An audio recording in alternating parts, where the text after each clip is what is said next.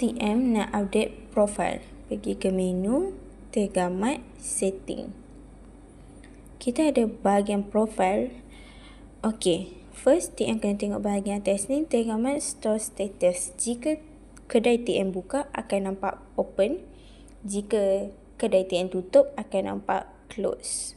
Untuk Tegamat secondary number, di sini TM boleh meletakkan jika ada nombor kedua atau nombor tambahan yang digunakan supaya jika customer tidak dapat kontak nombor TM lagi satu tu, dan mereka boleh menggunakan nombor yang ini untuk kontak TM.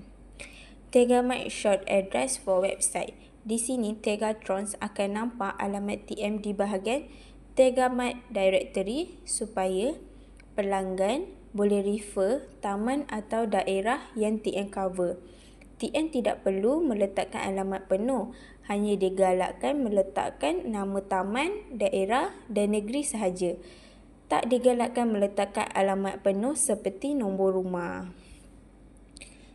Tegamat full address for self pickup.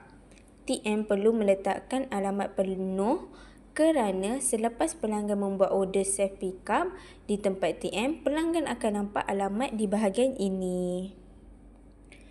Tegamat full address for stock delivery. Bahagian ini adalah untuk kegunaan HQ untuk penghantaraan stok dan restock TM. Jadi, TM perlu meletakkan alamat penuh bagi memudahkan proses penghantaran barang kepada TM. Di sini kita ada TM boleh letak nama dan number phone.